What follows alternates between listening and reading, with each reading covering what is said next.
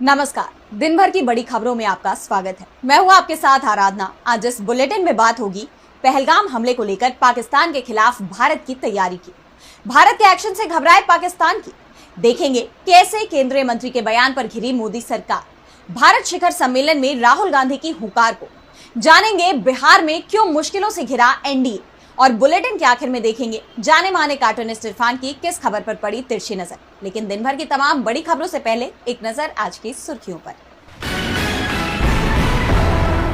पहलगाम हमले पर सपा प्रमुख अखिलेश यादव का बड़ा बयान। बोले युद्ध कोई समाधान नहीं, बीजेपी इसे राजनीति से न जोड़े। महाराष्ट्र में मंत्री नीतीश राणे का विवादित बयान। कहा जिहादियों ने धर्म पूछकर मारी गोली, अब हिंदू भी सोचकर करे खरीदारी। कांग्रेस अध्यक्ष मल्लिकार्जुन खड़गे का पीएम मोदी पर हमला। कहा पीएम मोदी पहलगाम हमले को गंभीरता से नहीं ले रहे। सर्वदलीय बैठक में न आकर बिहार में रैली करने गए पीएम। जयपुर की जामा मस्जिद की सीढ़ियों पर भीड़ ने लगाए जय श्री राम और पाकिस्तान मुर्दाबाद के नारे। बीजेपी विधायक बाल मुकुंद आचार्य भीड़ लेकर पहुंचे थे। मस्जिद कमेटी ने जारी किया वीडियो। ये तो थी सुर्खियां। अब बात आज की सबसे बड़ी खबर की। पहलगाम हमले के बाद से ही भारतीयों के अंदर का गुस्सा थमता नहीं दिख रहा है। सरकार की तरफ से भी कई कदम उठाए गए हैं और संकेत इस बात के भी मिल रहे हैं कि सरकार की तरफ से पाकिस्तान को जवाब देने के लिए सैन्य विकल्प पर विचार तेज हो चुका है। तो क्या है भारत की तैयारी जिससे घबराया हुआ दिख रहा है पाकिस्तान। देखिए ये रिपोर्ट। पहलगाम में हुए आतंकी हमले के बाद से ही भारत के तेवर बेहद सख्त दिखाई दे रहे हैं। पाकिस्तान के नागरिकों को देश छोड़ने के आदेश पहले ही जारी कर दिए गए थे और अब उनके वीजा रद्द किए जा रहे हैं। 27 अप्रैल को पाकिस्तानी नागरिकों के लिए जारी 14 कैटेगरी के वीजा रद्द कर दिए जाएंगे। गृह मंत्रालय के आदेश के मुताबिक सार्क वीजा रखने वालों को 26 अप्रैल तक भारत छोड़ देना है और अराइवल वीजा व्यापार, फिल्म, पत्रकार, ट्रांजिट, सम्मेलन, पर्वतारोहण, छात्र, आगंतुक, समूह पर्यटक और तीर्थ यात्री श्रेणी के वीजा रखने वालों को 27 अप्रैल तक भारत छोड़ना होगा। इसके साथ ही पूरे देश में पाकिस्तान और बांग्लादेशियों को खोजने का अभियान तेज हो गया है। गृह मंत्री ने सभी राज्य सरकारों से कहा है कि वो पाकिस्तान के नागरिकों को चिन्हित करें और उन्हें देश छोड़ने का आदेश दें। भारतीय सेना ने पाकिस्तान को जवाब देने की तैयारी भी तेज कर दी है। राजस्थान में भी पाक बॉर्डर पर सेना अलर्ट पर है। जैसलमेर से सटी पाक सीमा पर स्वदेशी अर्जुन युद्ध टैंक के साथ सेना ने युद्धाभ्यास किया। रेत के धोरों पर अर्जुन टैंक ने अपनी ताकत दिखाई। बीएसएफ ने भी बॉर्डर पर जवानों की संख्या बढ़ा दी है। वायुसेना भी युद्ध की तैयारी में जुट गई है। राफेल और सुखोई विमानों के साथ युद्धाभ्यास किया जा रहा है। इस बीच सरकार की तरफ से मीडिया के लिए गाइडलाइन जारी कर दी गई है, जिसमें सेना की मूवमेंट से जुड़ी किसी भी तरह की वीडियो या जानकारी प्रकाशित करने पर रोक लगाई गई है। सरकार की तरफ से की जा रही कोशिशों के बाद युद्ध के संकेत भी साफ मिलने लगे हैं। इस बीच पहलगाम आतंकी हमले की साजिश रचने वालों पर भी कार्रवाई तेज हो गई है। शोपिया, कुलगाम और पुलवामा में आतंकियों के घरों को निशाना बनाया गया है।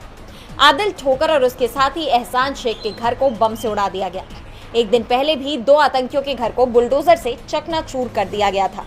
एहसान को लेकर तो कहा जा रहा है कि वो लश्कर का सदस्य है, पहले भी कई हमलों में शामिल रहा है। पहलगाम मामले में भारत के सख्त तेवर से पाकिस्तान और उसके पाले हुए आतंकी संगठन में बेचैनी दिखाई दे रही है। पाकिस्तान भारत की कार्रवाई से बचने के लिए अपने मित्रों की शरण में जा रहा है।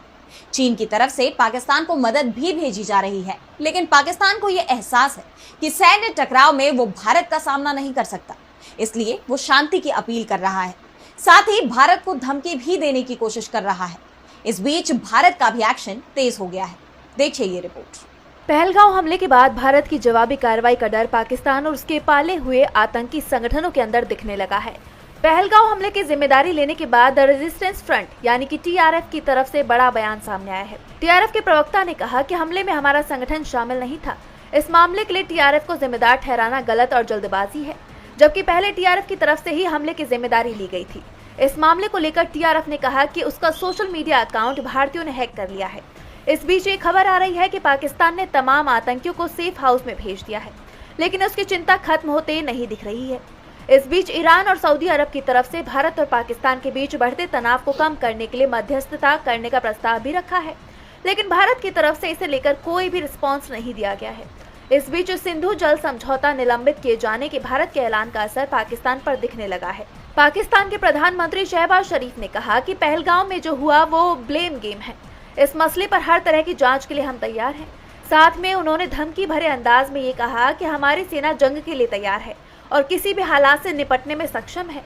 सिंधु जल समझौते को लेकर शहबाज शरीफ ने धमकी दी कि अगर पानी रोकने की कोशिश की तो इसका पूरी ताकत से जवाब देंगे।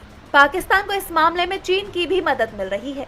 चीन ने हवा से हवा में मार करने वाली 100 PL-15 मिसाइलें पाकिस्तान को सौंपी है। पाकिस्तान की तरफ से LOC पर सेना को बढ़ा दिया है। इसके बावजूद पाकिस्तान को भारतीय हमले का डर सता रहा है। पहलगाम हमले को लेकर देश विदेश में चर्चा तेज है। इसे लेकर सर्वदलीय बैठक में मोदी सरकार ने खुद सुरक्षा में चूक होने की बात स्वीकार की थी, लेकिन अब मोदी सरकार में मंत्री पीयूष गोयल ने देश की जनता को ही इस तरह की घटना के लिए जिम्मेदार ठहरा दिया है। केंद्रीय मंत्री पीयूष गोयल ने कहा है कि जब तक देश के लोगों में देशभक्ति नहीं जागेगी तब तक इस तरह की घटनाएं होती रहेंगी। पीयूष गोयल के इस बयान को लेकर विवाद गर्मा गया है। देखिए ये रिपोर्ट। जब तक देश के 140 करोड़ लोगों में देशभक्ति नहीं जागेगी तब तक पहलगाम जैसे हमले होते रहेंगे, ये कहना है केंद्रीय मंत्री पीयूष गोयल का। इस बयान को लेकर सोशल मीडिया पर पीयूष गोयल की जमकर किरकिरी हो रही है। पीयूष गोयल यह बयान देते ही विपक्ष के निशाने पर आ गए हैं। पीयूष गोयल ने कहा था, जब तक 140 करोड़ भारतवासी देशभक्ति और राष्ट्रवाद को अपना परम धर्म मानते नहीं है, तब तक इस प्रकार की घटनाएं देश को परेशान करते रहेंगे। अब केंद्रीय मंत्री के इस बयान को लेकर कांग्रेस ने तीखा हमला बोला है। कांग्रेस ने अपने एक्स पोस्ट में लिखा, मोदी के मंत्री का साफ कहना है कि भारत के लोगों की वजह से आतंकी घटनाएं हो रही हैं, क्योंकि वो देशभक्त नहीं है। कहां सरकार को अपनी चूक की जिम्मेदारी लेनी चाहिए थी।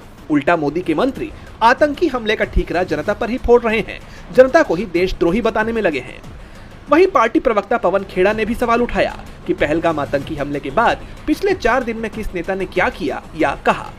उन्होंने लिखा, राहुल जी घायलों से मिलने कश्मीर गए, मोदी जी चुनाव प्रचार करने बिहार गए। कांग्रेस ने सर्वदलीय बैठक की मांग की, बीजेपी ने सर्वदलीय बैठक में झूठ बोला। कांग्रेस ने सरकार से पाकिस्तान को 2 टूक जवाब देने को कहा। बीजेपी ने इस हमले के लिए देशवासियों में देशभक्ति की कमी को जिम्मेदार ठहरा दिया। मोदी के मंत्री के बयान और विपक्ष के आरोपों के बाद सवाल ये उठता है कि क्या सुरक्षा और खुफिया तंत्र की नाकामी के लिए देश की जनता जिम्मेदार है, क्योंकि यह बयान बीजेपी की कार्यशैली पर सवाल खड़े करता है। क्योंकि जब देश संकट में हो तब सरकार को जवाबदेही लेनी चाहिए, न कि जनता को दोष देना चाहिए। बीजेपी नेताओं पर असंवेदनशील होने के आरोप लग रहे हैं। विपक्ष का कहना है कि पीड़ितों को न्याय दिलाने की बजाय मोदी सरकार इस पर भी राजनीति कर रही है। वहीं राहुल गांधी सामाजिक न्याय की आवाज बुलंद कर रहे हैं। तेलंगाना के हैदराबाद में भारत शिखर सम्मेलन आयोजित हो रहा है, जिसमें कांग्रेस सांसद ने वैश्विक न्याय को लेकर बात कही, साथ ही सरकार पर भी निशाना साधा। तो क्या कुछ कहा राहुल गांधी ने, आइए देखते हैं इस रिपोर्ट में। लोकसभा में विपक्ष के नेता और कांग्रेस सांसद राहुल गांधी तेलंगाना में भारत शिखर सम्मेलन में शिरकत करने पहुंचे। यहां राहुल ने मौजूदा राजनीतिक माहौल पर चिंता जताई। उन्होंने कहा कि आज की राजनीति विपक्ष को कुचलने और मीडिया से समझौता करने की है। इस दौरान राहुल ने अपनी कन्याकुमारी से कश्मीर तक की भारत जोड़ो यात्रा का जिक्र करते हुए कहा कि इस दौरान उन्हें लोगों की बात सुनने की अहमियत समझ है।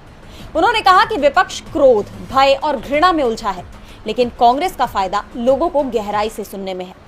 राहुल ने बताया कि यात्रा के दौरान उन्होंने बोलना कम और सुनना ज्यादा शुरू किया, जिससे उन्हें संवाद का नया तरीका मिला। इस दौरान राहुल ने मोहब्बत की दुकान का मतलब भी समझाया। On the yatra, we got a slogan. The slogan in Hindi is "नफरत के बाजार में मोहब्बत की दुकान," which people who understand Hindi will speak, will translate. But what it basically means is that in a marketplace of hatred, you are opening a shop of love. Rahul ने आगे कहा कि उनके विरोधी सुनना नहीं जानते, क्योंकि वो पहले से ही सभी जवाब जानने का दावा करते हैं। राहुल ने जोर देकर कहा कि असल में देश की जनता ही जानती है कि करना क्या है और नेताओं को उनकी बात ध्यान से सुननी चाहिए। राहुल गांधी लगातार जनता के मुद्दे उठा रहे हैं, इससे जनता के बीच उनकी लोकप्रियता भी बढ़ती नजर आ रही है। ऐसे में मोदी सरकार की टेंशन बढ़ सकती है, तो चुनौतियां बिहार में भी मिल रही हैं। विधानसभा चुनाव से पहले बिहार एनडीए में खींचतान देखी जा रही है। आरएलजेपी प्रमुख पशुपति पारस ने तो पहले ही एनडीए से किनारा कर लिया था और अब वीआईपी प्रमुख मुकेश सहनी ने भी गठबंधन को लेकर अपनी स्थिति साफ कर दी है। तो कैसे बिहार चुनाव से पहले मुश्किलों से घिरा एनडीए, देखिए इस रिपोर्ट में। बिहार की सियासत में बड़े फेरबदल होने के संकेत मिलते दिख रहे हैं। राष्ट्रीय लोक जनशक्ति पार्टी के मुखिया पशुपति कुमार पारस इंडिया गठबंधन में शामिल हो सकते हैं। खबर है कि पशुपति पारस लालू प्रसाद यादव से मुलाकात करेंगे। लालू प्रसाद यादव की पार्टी से जुड़े नेताओं का कहना है कि आने वाले विधानसभा चुनावों में महागठबंधन आरएलजेपी को कुछ सीटें दे सकता है। उन्होंने तो यहाँ तक कहा कि हालांकि आरएलजेपी ने अभी तक कोई चुनाव नहीं लड़ा है, लेकिन हमें उम्मीद है कि पशुपति पारस चिराग पासवान के मतदाता आधार में सेंध लगाने में सफल होंगे, खासकर पासवान समुदाय के सदस्यों के बीच। पारस को अपने पाले में शामिल करके आरजेडी, कांग्रेस और वाम दलों वाला महागठबंधन एनडीए के साथ अंतर को कम करना चाहता है। वहीं पशुपति कुमार पारस की नजरें इस वक्त आरक्षित सीटों पर है। बिहार विधानसभा चुनाव के हिसाब से देखें तो इन सीटों की कुल संख्या लगभग 38 है। इन सीटों पर दबदबा कायम करने के लिए चाचा भतीजा आतुर दिख रहे हैं। पशुपति कुमार पारस के लिए अब राजनीतिक अस्तित्व का सवाल है, तो वहीं पशुपति कुमार पारस अपना अस्तित्व बचाने की जुगत में लगे हुए हैं।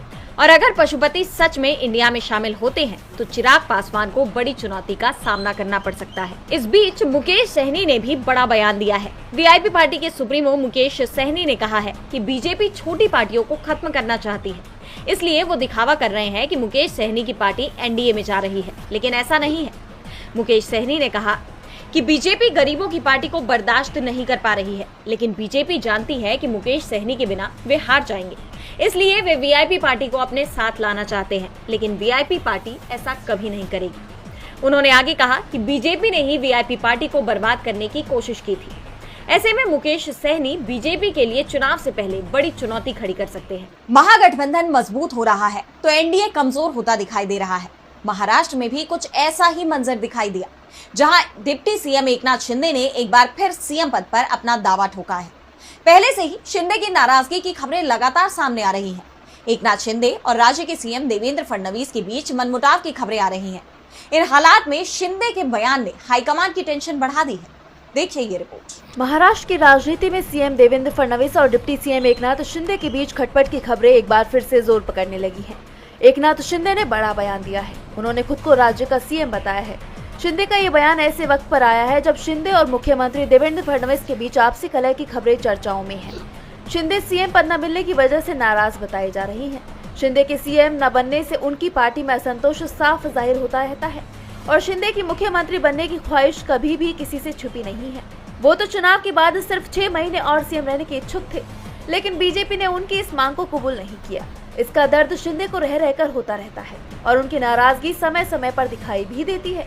और अब शिंदे ने जो बयान दिया है, माना जा रहा है कि शिंदे का ये बयान उनकी पार्टी के नेताओं को संतुष्ट करने और अपने नेतृत्व को मजबूत करने के लिए है। जानकारों का मानना है कि शिंदे का बयान उनकी पार्टी के कार्यकर्ताओं को ये संदेश देने की कोशिश है कि वो सत्ता में बराबर की हिस्सेदारी चाहते हैं। महानगर पालिका और स्थानीय निकाय चुनावों को लेकर शिंदे और फडणवीस के बीच रणनीतिक मतभेद की खबरें सामने आ रही हैं। शिंदे जहां अपनी शिवसेना को मजबूत करने के लिए एक्टिव दिखाई दे रही हैं, तो वहीं फडणवीस बीजेपी की रणनीति को आगे बढ़ा रहे हैं। ऐसे में सवाल ये उठ रहा है कि क्या महायुति गठबंधन टूट जाएगा? खैर, ये तो आने वाला वक्त ही बताएगा। महाराष्ट्र में सियासत उफान पर है तो वेटिकन सिटी शोक में डूबी हुई है। ईसाइयों के सर्वोच्च धर्मगुरु पोप फ्रांसिस अब इस दुनिया में नहीं रहे। 26 अप्रैल को उनका अंतिम संस्कार किया गया, जहां भारी संख्या में श्रद्धालुओं की भीड़ उमड़ी। भारत की राष्ट्रपति द्रौपदी मुर्मू से लेकर अमेरिका के राष्ट्रपति डोनाल्ड ट्रंप तक कई हस्तियां इस दौरान वहां मौजूद रहीं। सारे रस्मो रिवाज के साथ उनको अंतिम विदाई दी गई। देखिए ये रिपोर्ट। ईसाइयों के सर्वोच्च धर्मगुरु पोप फ्रांसिस को वेटिकन सिटी में अंतिम विदाई दी गई।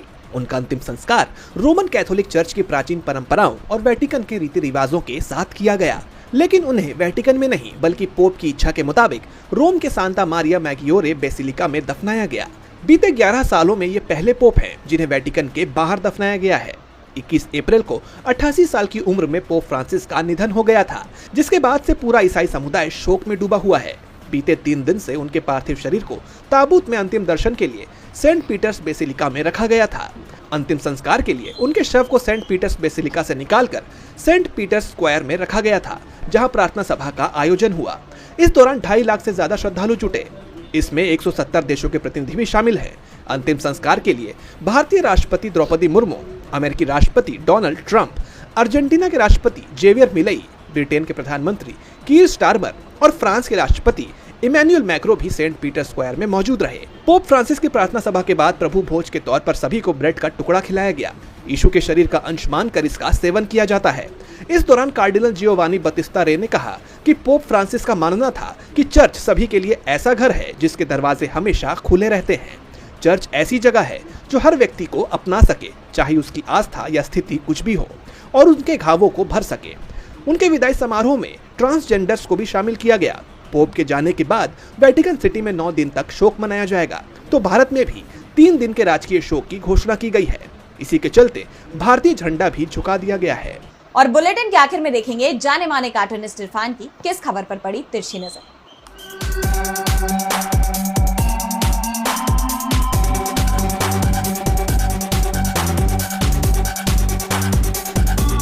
पहलगाम की चर्चा सुप्रीम कोर्ट में पहुंच चुकी है।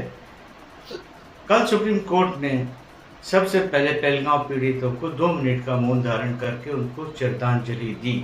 हालांकि इस मामले पर इससे पहले लगातार जिम्मेदार सरकार, मीडिया और तमाम एजेंसियां अपना मौन धारण की हुई हैं। अब देखना यह है कि कब तक ये मौन जारी रहेगा।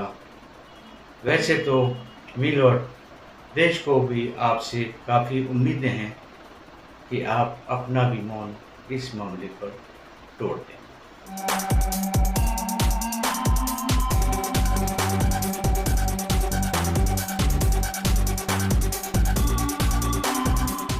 बहुत बहुत शुक्रिया इरफान जी। तो आज इस बुलेटिन में इतना ही। आप देखते रहिए डीवी लाइव। नमस्कार।